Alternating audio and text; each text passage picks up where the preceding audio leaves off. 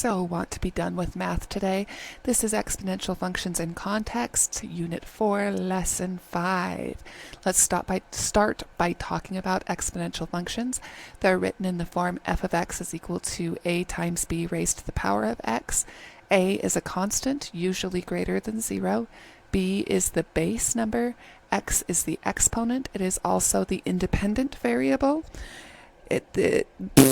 Exponential functions are used to describe growth and decay, and the rate of change is not constant, okay, because it's growing or decaying exponentially. It's not a straight line, it's a curve. And every exponential function will have a horizontal asymptote where it almost levels out, okay?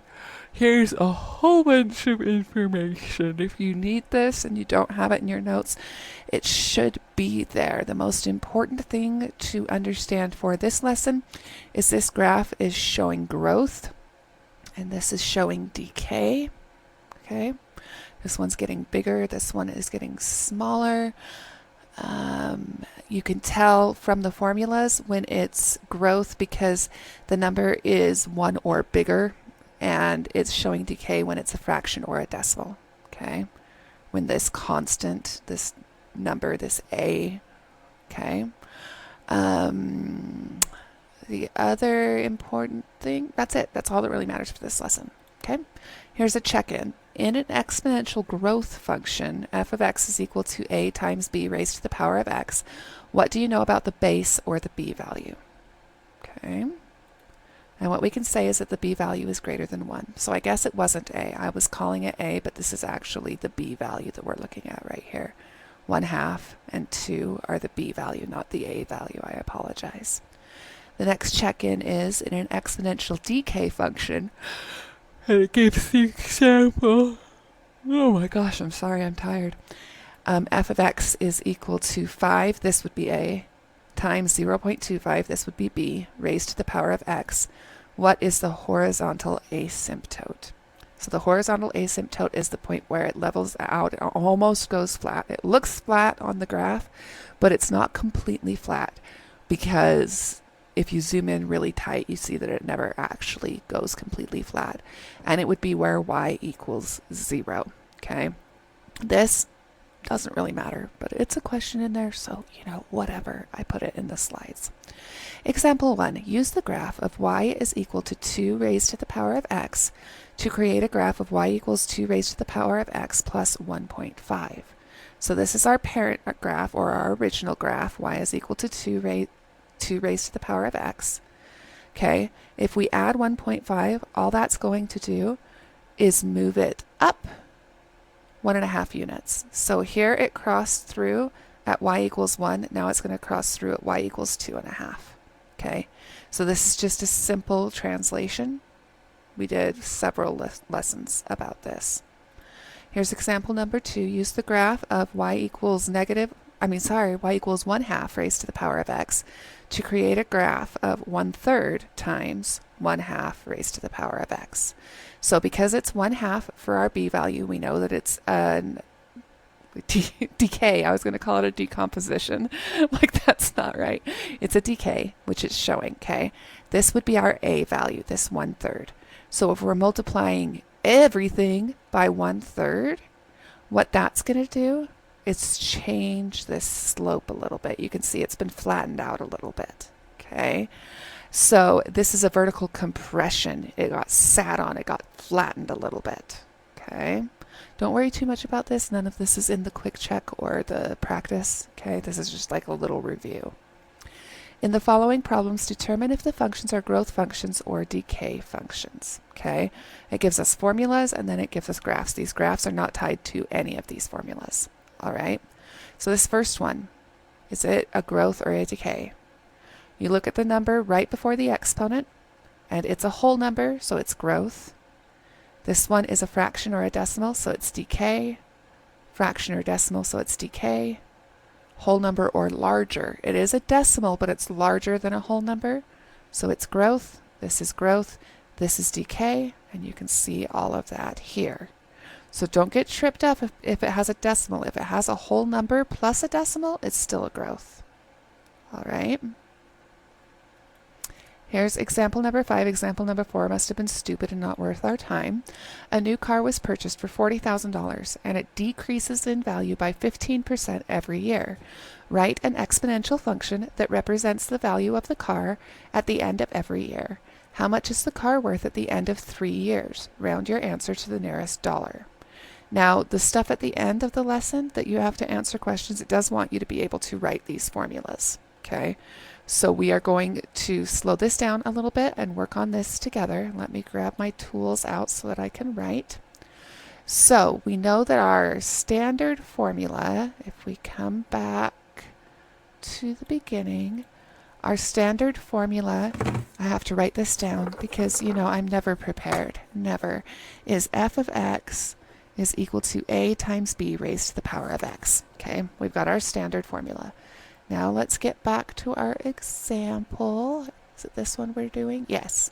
So if we have f of x, that's obviously going to stay because it always stays, is equal to a is the constant number, okay? B is, I'm so tired. B is, our percentage rate that it's going to change by.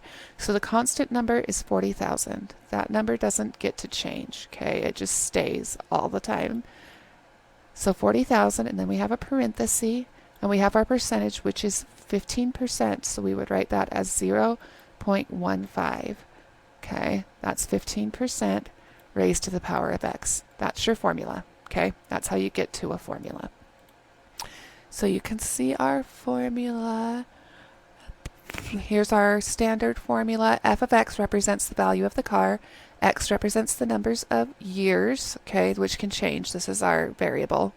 And A represents the initial value of the car. So that's where our 40,000 goes, okay. B represents the base or the multiplicative factor. So that's our percentage, okay. So, I did the percentage wrong. Okay, I do remember this.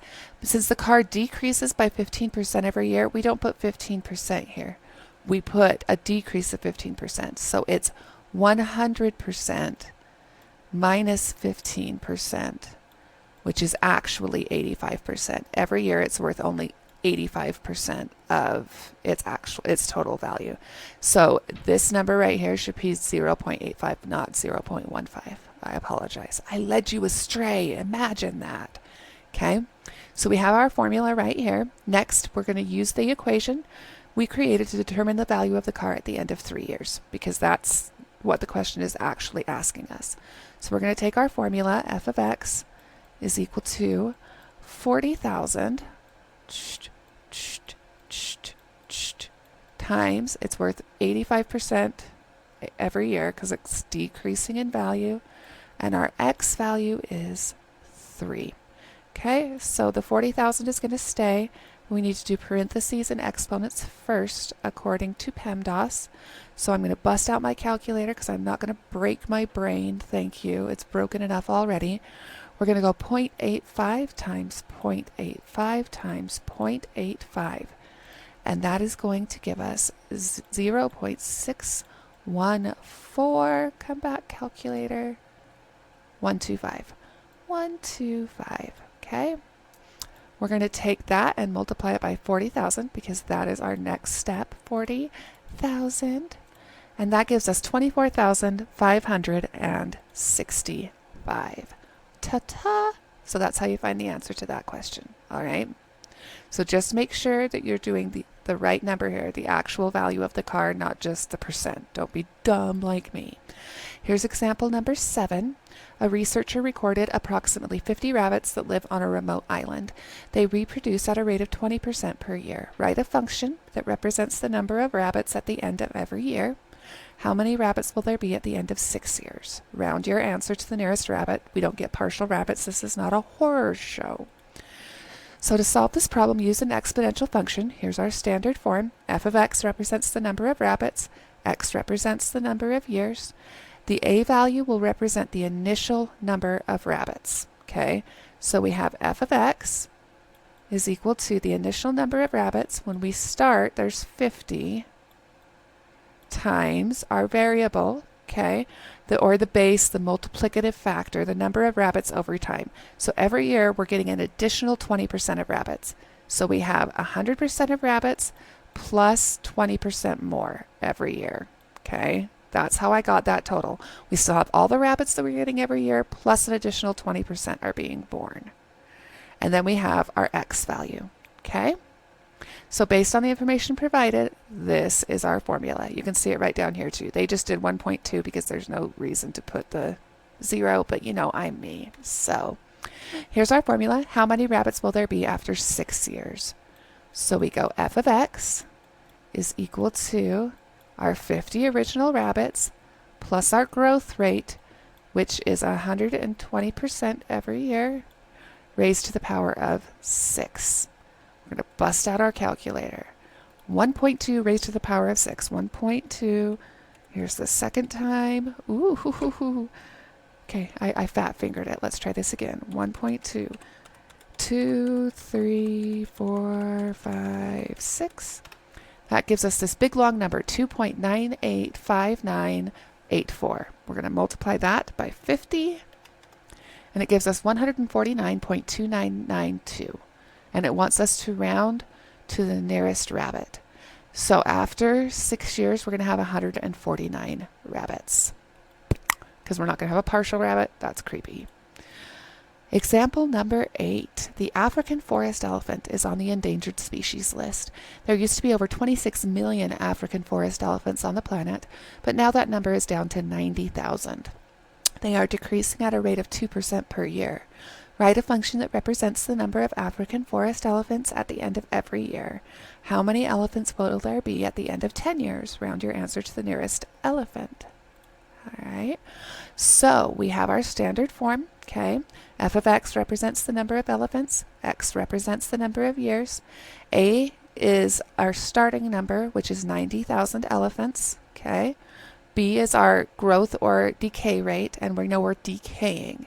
Every year, we're going down by 2%. 2% is written as 0.02, which means we need to take 100% and subtract the 2%, which means every year the population is going to be at 98%, okay? Because we're decaying, we're going down.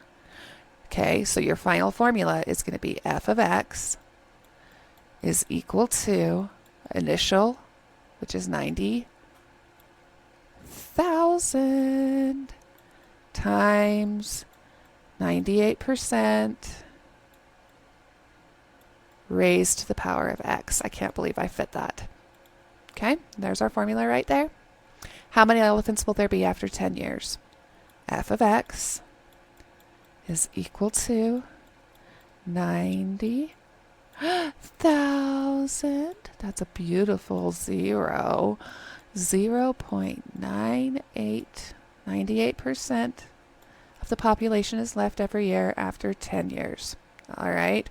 Now, I believe this is just going to end up being 98, but I don't trust myself, so I'm going to do the math anyway. Here's 1, 2, 3, 4, 5, 6, 7, 8, 9, 10. It was not just 98. If I did it right, then we have 90,000. And you know, there's always a chance I haven't done it right because I'm a moron. 81707 is what we're going to say. 0.81, I don't even remember. 707. It's a lot longer than that, but we'll say that. I'm going to take my full number that's on my calculator and multiply it by 90,000. And it's going to give us 73,536.55261. So in 10 years, the elephant population will be at 73,537. Okay, that's about how many elephants there will be in 10 years. Here's question number 1. This is your turn.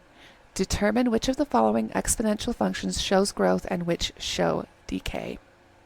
Pause it, figure it out, come back. So the numbers that matter in determining growth and decay are the ones in the parentheses. If they are less than 1, they are decay. This one is more than 1, so it's growth. This one is less than 1, so it's decay. This is less than 1. Now this one is 5 over 4, which is really 1 1/4, so it's growth. Don't get tricked. Don't just look at it and go, oh, it's a fraction, so it's a decay. Nope, pay attention. Question number 2. Biologists want to introduce a new species of fish into a lake. Researchers know that this fish population grows at an approximate rate of 12% per year. They stock the lake with 237 fish. Write the exponential growth model, which is just the formula. Pause it, figure it out, come back. The formula is f of x is equal to 237, which is our initial start point, times 12%, and we're doing a growth rate. So we have 100 plus the 12%, 1.12 raised to the power of x. Here's question number 3. Given the graph of f of x is equal to 3/2 raised to the power of x, create the graphs of f of x is equal to 3/2 raised to the power of x plus 3/4, and f of x is equal to 3 times 3/2 raised to the power of x. And these are the two graphs. So it has the original graph in orange, and then you can see that this first one where they added 3/4, it just moved it up by 3/4 of a unit. And this one where they multiplied by 3, it changed the slope. It made it a vertical stretch where it made it a steeper slope. Okay? This isn't on the end. Don't worry too much. Okay, here's practice question number 1. This is at the end of your lesson, so just write your answers down for now, and then when you get there, you can enter them. The equation f of x is equal to 2,000 times 1.13 raised to the power of x represents the change in the population of a hive of bees. Which of the following statements is true about the population of the hive?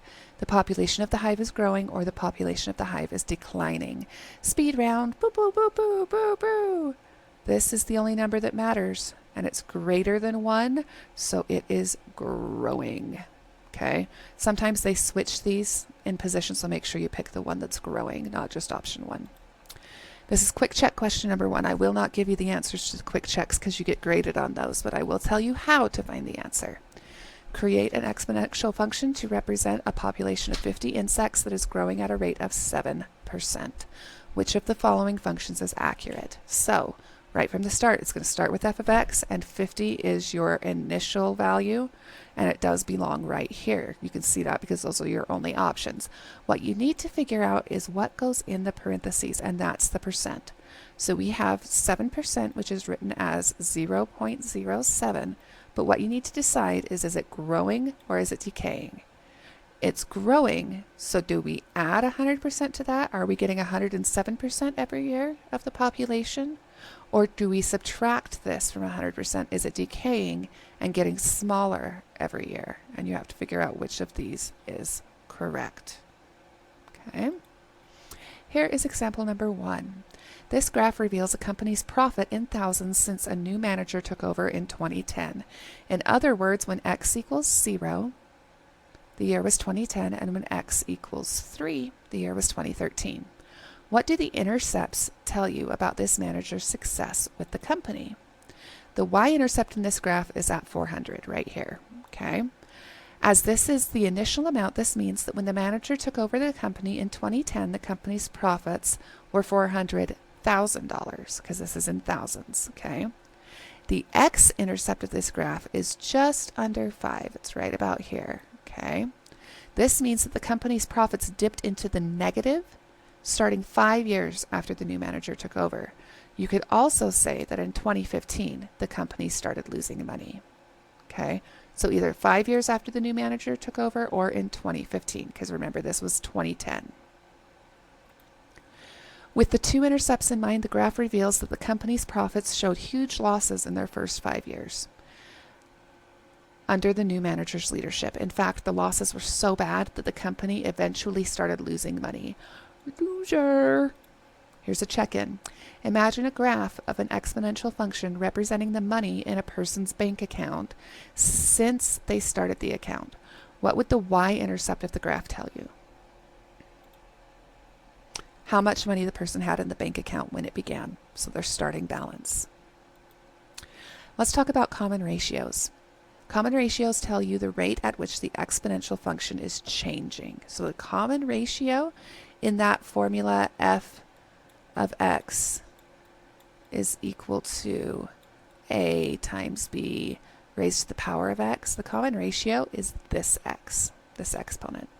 When it is between 0 and 1, the graph will decrease, representing exponential decay, so maybe it's this b. And when it's greater than 1, the graph will increase, representing exponential growth. So it sounds more like it's b. Never mind. I'm a smarty pants. Okay, example 2. Recall that this graph reveals a company's average profits in thousands since the new manager took over in 2010. In other words, when x equals 0, the year was 2010, and when x equals 3, the year was 2013. Having already interpreted the intercepts, discuss what the common ratio and behavior and range of this graph tell you about the company's financial situation. So basically, they want to know, what can we learn from this graph? As noted before, this graph is decreasing. You can see that very easily, which means the company's profits are decaying over time.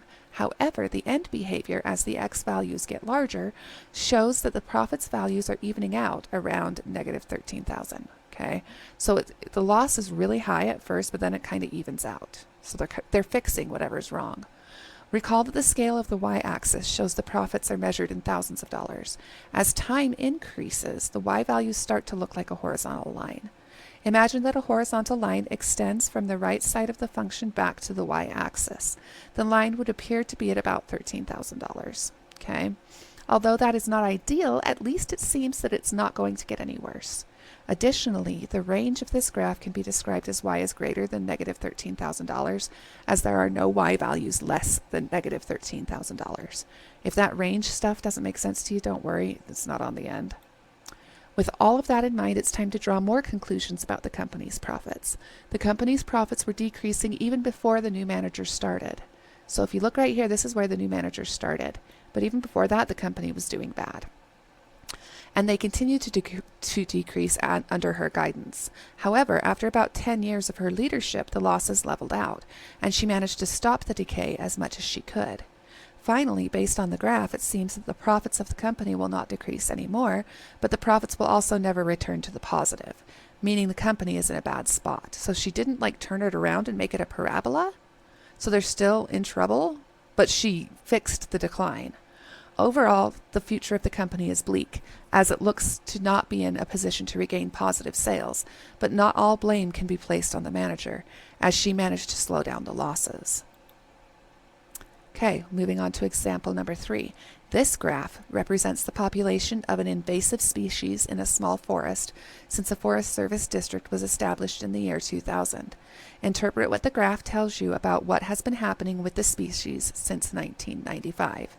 If you don't know, an invasive species is when you bring something in to an environment from another environment that's never been there before, and it's better adapted to the environment, and so its population explodes like this, and it's really dangerous because it's taking a place in the food web of something else that should be there, and so other species die out because they can't get the resources that they need. This new thing is taking all of the resources. First of all, the y-intercept is 150, so it's crossing right here at 150, meaning that in the year 2000, when x equals 0, the population of this species was 150. Additionally, the graph represents growth, showing that the species has been growing at an increasing rate since 1995. The end behavior of the graph, as the x values get smaller towards the left of the coordinate plane, levels out around 50, meaning that in the past, the population of this invasive species remained at 50 before the growth of the species increased as it got closer to the year 2000. So at first its growth was pretty level, and then as it got close to the year 2000, it skyrocketed. Something happened. This also revealed y is greater than 50, meaning that the species population never dropped below 50. Finally, the end behavior of the graph goes toward infinity as the x values increase toward the right of the coordinate plane. So eventually it's going to be almost straight up. It will never be completely straight up, but almost straight up. Question number 1, your turn. This graph reveals the exponential function representing the number of bacteria as a function of days during a lab experiment. Interpret the end behavior of this graph and the range y is greater than 0. So basically, what's going on in the graph? Pause it, figure it out, come back. The end behavior reveals that the x values get large. As the x values get larger, the number of bacteria could be expected to increase forever, theoretically heading toward infinity. This means that the science lab needs to have a plan to stop the bacteria growth if they don't want to be overrun by bacteria. Additionally, the range of this graph shows us that the number of bacteria was always positive. This makes sense, as there was never a time without bacteria in this experiment. If this isn't what you got, or it wasn't this precise, or you're concerned, don't be. This isn't on the end.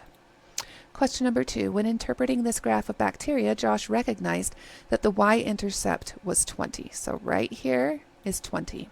He decided that meant the number of bacteria was being multiplied by 20 each day in the experiment. What mistake did Josh make, and how would you correct him?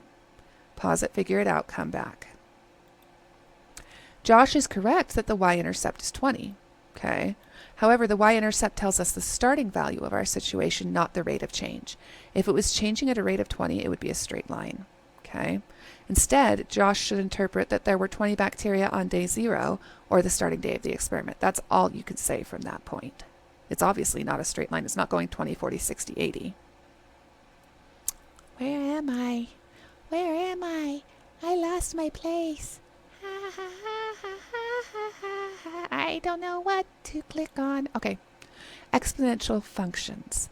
F of x is equal to ab raised to the power of x, which we've already seen. It can also be written as f of x is equal to a times 1 plus r raised to the power of x. Two different ways to write the same thing. This should be in your notes. So I'm going to write it down in mine because, you know, I'm not going to, and then I'm going to have to come back to this screen and be like, oh, I didn't write it down. Why? Because I'm an idiot. F of x represents the quantity of interest. X is the input variable, which is often timed and represented by the variable t. A represents a starting value at x equals 0. B represents the base of the power. B is usually greater than 0. R represents the rate of change, such as an interest rate, and R is greater than -1. So here, B is always greater than 0, and here R is always greater than -1. This doesn't matter on the end, but there is a little bit of a difference there. So exponential growth, when B is greater than 1 or R is greater than 0, the absolute value of the function increases as x increases, and its exponential decay when b is between 0 and 1, which is when it's a fraction or a decimal, or when r is between -1 or 0. And the absolute value of the function decreases as x increases. We may need this later, this r garbage, but I don't know. I guess we'll find out.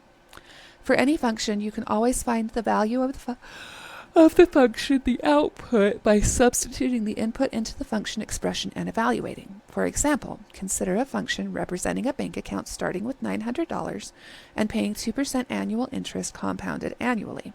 This is what it would look like. Okay, this is written in the R format. And what this is saying is you still have 100% of what's in your bank account plus an additional 2%. Okay. This is just a different way of writing the problem. For this function, you can find the balance C after 30 years by substituting 30 for the input T, which we were seeing as X. So basically what they're doing is making this more complicated if you understood the first go-around. If you didn't understand the first go-around about how I was finding this percentage number here, this is a different way and it may be very helpful to you. So if we did the math, which I didn't because I was lazy, you would end up with $1,630.23 after 30 years. Okay. By contrast, to find the input for which the output reaches a certain value, so working backwards, the algebra is a lot more complicated. For a question such as when will the balance reach $4,000, you can get an approximate answer more quickly by making and reading a graph. So for once, they're going to make our life easier on us. Instead of trying to make us do really complicated math, they're just going to let us make a graph. So thank you. I would much rather do that. Steps to find an approximate input given an output graphically. So use technology, in our case, GeoGebra.com, to graph the equation y equals f of x. Graph the equation y equals k, because this is like, you know, in 30 years, how much time or whatever. And what that's going to do is it's going to give you your original graph, and then it's going to give you a straight line, okay? And you can find where they intersect. Ensure that the window of your graph is large enough to include the place where the graph reaches the given y value, if any, and zoomed in enough that you can read the y and x values to the desired accuracy. So basically move it around so that you can get to where you're trying to get. Find the given output value on the y-axis. Read across the y-axis to find the point where the graph reaches the given output value. Read down from that point to the x-axis to find the input value. So the input value is the x-axis number, okay? You don't need to write this down. This is more complicated than it has to be. If your technology supports an intersect function, you can graph the exponential function as described earlier, graph a second function, which is y equals constant or y equals k, and then you can use the technology to find the intersection of the two graphs. I was going to figure all this out on GeoGebra, but you don't need to for the end, so I'm not going to bother. This graphical method actually applies to solving an equation based on any kind of function, not only exponential functions. An exponential function is always either increasing or always decreasing because it's either this or this, right? So an exponential function in the form ab raised to the power of x equals k has at most one solution because k is always a straight line, okay? And you're looking to see where they cross. Whatever direction this line is, it's only going to cross it once. Okay, so a quadratic equation is a parabola, and a straight line can cross it up to 2 times. It may not cross it at all. It may be out here. So this, an exponential equation, an exponential function can have 0 or 1 solutions, and a quadratic function can have 0, 1, or 2. Okay? That's not on the end either, but they want you to know that. Question number 2, describe the general shape of the graph. What kind of graph is this? Speed round, boo, boo, boo, boo, boo, boo. It's an exponential function, and it's increasing, okay? So as long as you understand this is exponential and it's increasing, we're good. Don't stress if you didn't because this is a very, very gray question, gray area question. Don't worry too much about that. Mouse is freaking out on me. Come on, just hold out through this lesson. Okay, this is also question 2. Explain how the shape tells you how many solutions can exist in an equation f of x equals constant or f of x equals k. We just talked about this. It can only have one solution, like a straight line can only cross through it once. It might have 0 solutions, but only one solution is the max. Here is also question number 2. Compare this with a quadratic function, and it shows you what it looks like, and the solution to the equation g of x equals constant. So a quadratic function is a parabola. That's the worst parabola I've ever drawn. And we know that with a parabola, it's possible for a straight line to cross it twice. So with a quadratic function, you could have 0, 1, or 2 solutions. With this one, oh my gosh, exponential function, you could have 0 or 1. All of this does not matter on the end. Example number 1. In the spring of 2020, the SARS-CoV-2 virus and resulting disease COVID-19 began spreading quickly, according to the data website of the government of the United Kingdom. Coronavirus COVID-19 in the UK dashboard. The cumulative number of reported COVID-19 infections approximately fit an exponential function. This exponential growth was probably because each new infected person could spread the virus to other people. The more people that were infected, the more new people got infected. This is the hallmark of an exponential function. The rate of change is proportional to the current value. One approximate model for this data is c of x is equal to 43.4 times 1 plus 0.22, so it's 22% plus 100%, its growth, raised to the power of x. In this function, the following applies. 43.4 represents the starting value, the approximate number of cases on February 23, 2020, the first day of the interval. 0.22 or 22% represents the growth rate per day. X represents the number of days since the start date.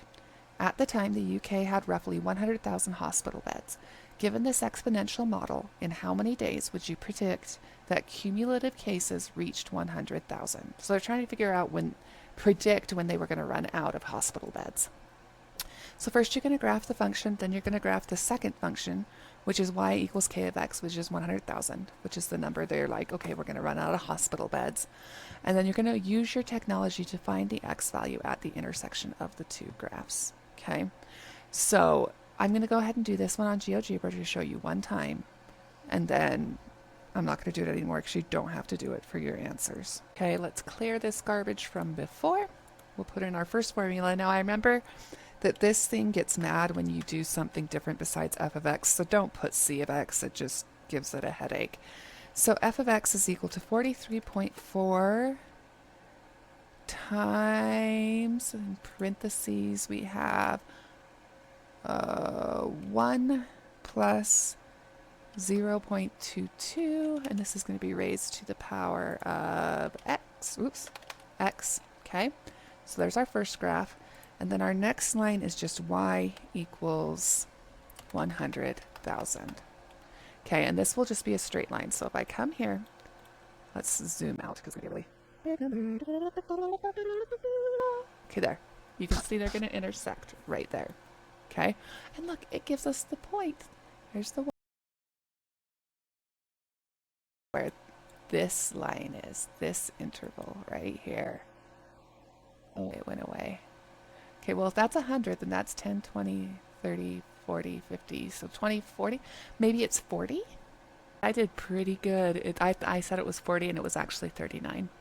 Okay, so if you take more time and do a better job than I did, you would get the actual number. Okay, but here's the thing that you need to know about this problem. Why? How did I get so screwed up? Why? Okay.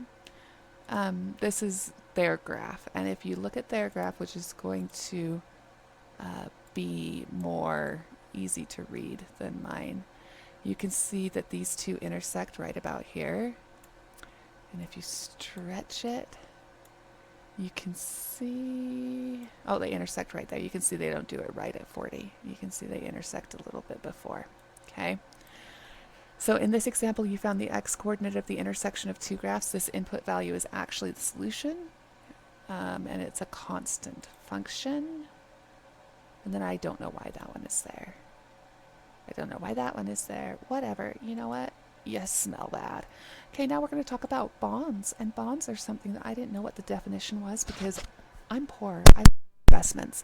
But it's a type of investment that's a loan to the government or a corporation, and it usually pays just a simple, straight, flat interest rate. Okay? They're written in this formula where T is time in years, S of T is your balance after 1 year, and B is your initial investment or starting balance, and R is the annual interest rate. So let's go to example number 2.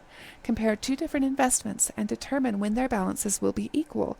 A simple interest rate where S of T is equal to 1,000 times 1 plus 0.03T.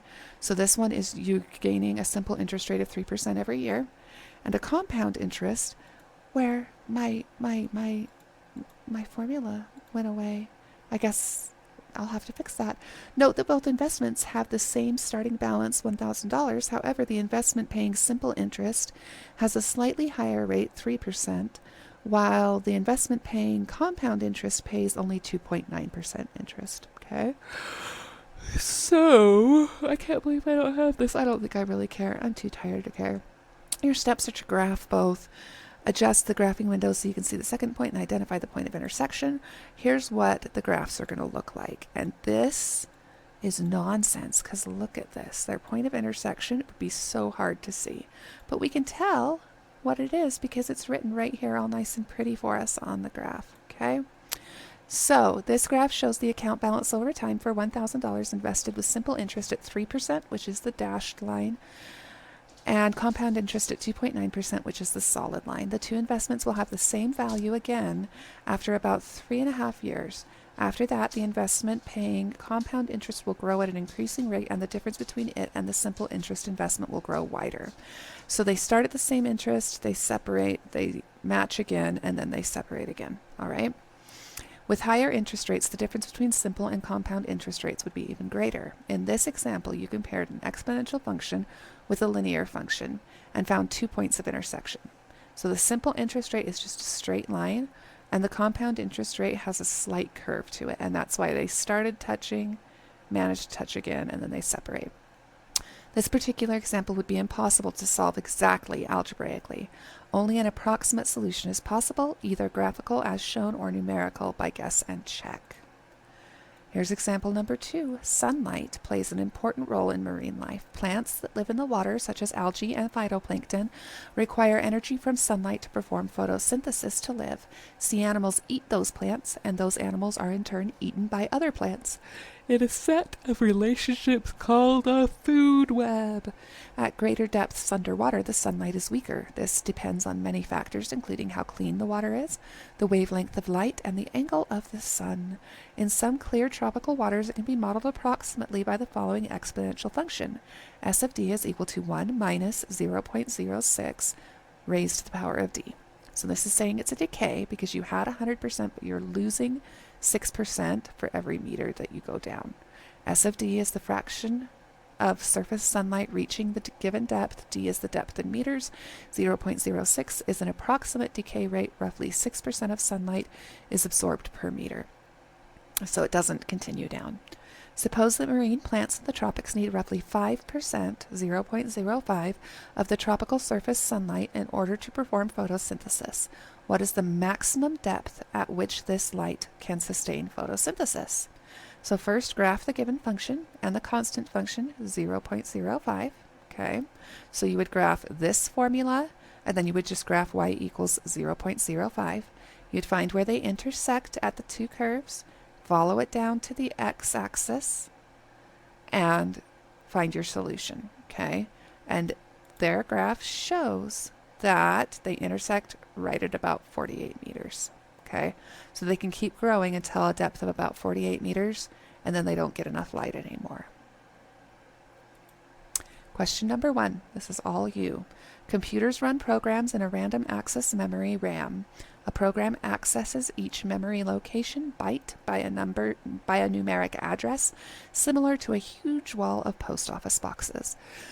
The number of bytes of memory that a computer can access depends on the number of bits, binary digits, in the numeric address. M is equal to 2 raised to the power of b. In this equation, the following is true. M is the number of bytes of memory locations. B is the number of bits in the address. How many address bits are needed to access 1 billion bytes? 1 gigabyte. So they want you to graph this. This is not algebra. They want you to graph it. So answer this question, come back. This is what the graph looks like. If we blow this up, you can see that they cross at just about 30, maybe 29x. They said 30. Okay? Don't worry, if you don't want to graph it, if you don't want to figure all that junk out, they provide all the graphs at the end. So, question number 2. An investment pays 3.6% interest per year compounded yearly. How long will it take for a $1,000 investment to grow to $1,200? So, again, maybe they don't want you to graph this one. The answer, no, it does have a graph. So they want you to graph it and then interpret the graph. This is what the graph looks like. You can see that they intersect right about there. So they're going to equal $1,200 in about 5 years. They say 5 years, 2 months. Again, don't be extra. End of the lesson. Practice question 2. A herd of zebras is declining at a rate of 4% each year. The herd currently has 72 zebras. Of the 4 functions graphed in the image, which correctly models the population decline? Pause it, figure it out, come back. Okay, it tells us right here that it's a population decline. This one, option 1, is not declining. It's going up, so it's not option 1. This one is still going up, so it's not option 1. These are both decaying, so it could be option 3 or option 4. Okay?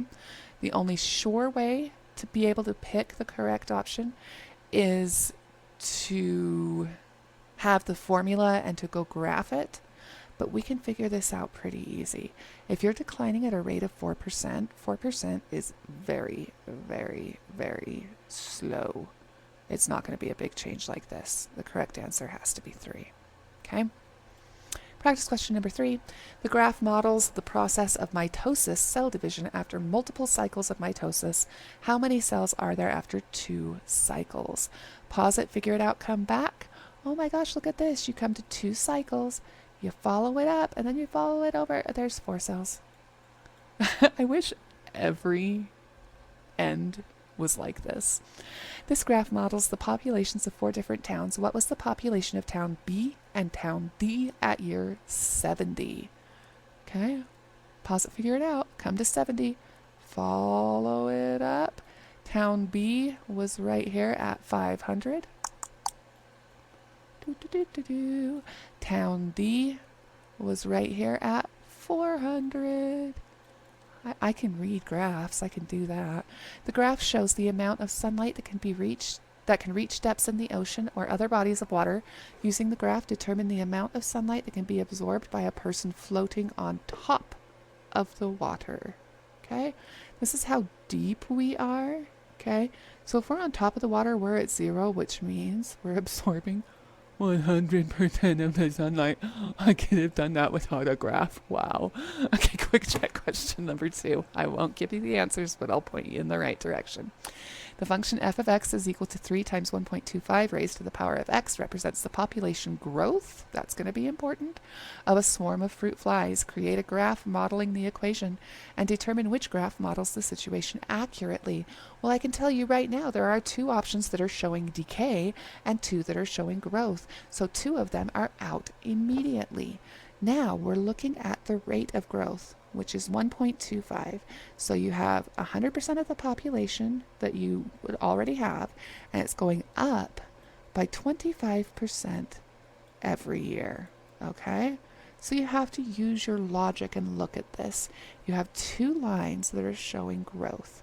If you're going up by 25% every year, let's say that you have 10 fruit flies and it's going up by 25%.